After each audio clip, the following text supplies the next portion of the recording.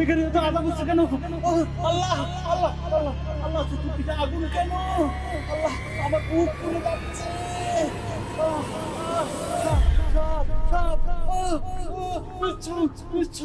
আমার কবরে এত আজাব কেন?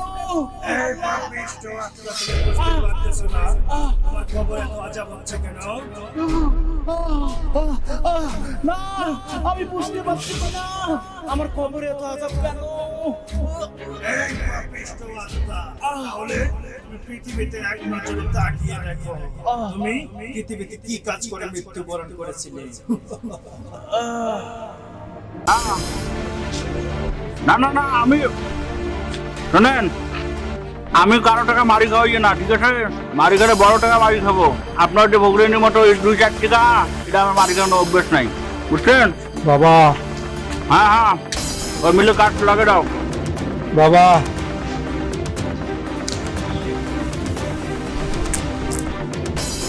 আপনি বারবার বাবা বাবা করে ডাকতেছেন কেন?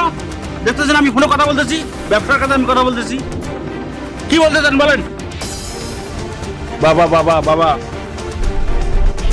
বাবা, আমি গরিব মানুষ, আমাকে কিছু সাহায্য করলে আল্লাহ তোমার সাহায্য করবে। আপনাকে সাহায্য করবো, আপনার সমস্যা কি? বাবা, হ্যাঁ, আমি গরিব মানুষ, আমার একটা বাচ্চা আছে, আপনি কিছু টাকা দিলে আমি এই বাচ্চাটার একটা কোরআন শরীফ, একটা বই কিনে আমি একটা ভালো মাদ্রাসা আমি দিলাম। আপনি গরিব মানুষ, আপনি বাচ্চাকে পড়াশোনা করাবেন, তা পড়াশোনা করার তো কোনো দরকার নাই গরিব মানুষ হয়ে আপনার, ঠিক আছে? আপনি দেখা যাচ্ছে হোটেল আছে, বিভিন্ন কলকারখানা আছে, দরকার হলে আমার এখানে নিয়ে আসেন, আমার তো অনেক কলকারখানা আছে, এখানে এসে সে কাজ করবে। তা না করে আর আপনি আমার কাছে সাহায্য বলে যাচ্ছেন, যত সব। বাবা, এইভাবে বলবেন না বাবা, আমাকে সাহায্য করুন কি? বাবা। আপনি আমার শরীরে স্পষ্ট করছেন, হ্যাঁ? আপনার তো সাহস কম না। এই কে কোথায় আছো? এই এদিকে আয়, পুরো ঘর ধাক্কা দিয়ে বার করে দাও। কোথার থেকে আসি? যান এখান থেকে, যান আপনি। ঠিক আছে বাবা, আমার কাঁদতে লাগবেন না, কথাটা বলছেন তাতে আমার মন দিয়ে গেল। যান যান যান এখান থেকে, যান। এটা আমার বাবা। কোত্থেকে আসে যে ফকির বকরা সাহায্যের জন্য? বাচ্চা কাচ্চা পড়ালেখা করে কি করবে? হ্যাঁ, যান।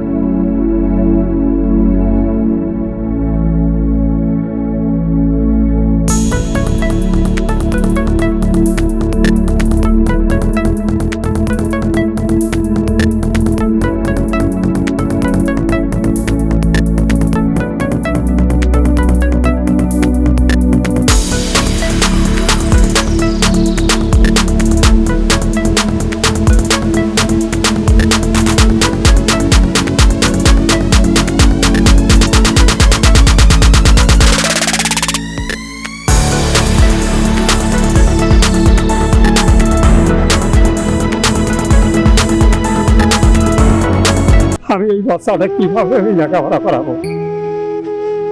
আল্লাহ, তুমি ব্যবস্থা করে দাও।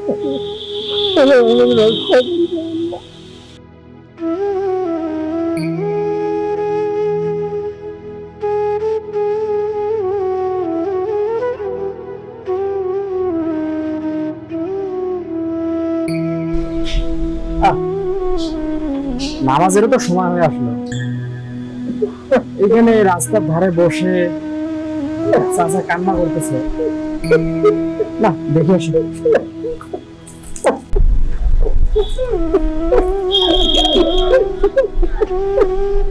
চাচা, চাচা, এই যে চাচা শোনেন, আসসালামু আলাইকুম।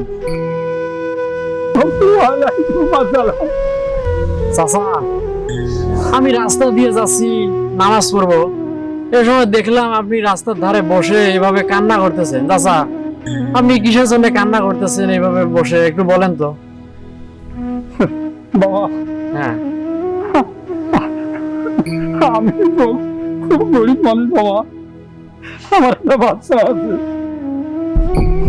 আমি চাই বাচ্চাটা ভালো একটা মাদ্রাসা পড়াবো, ভালো একটা আমি আলো পড়াবো।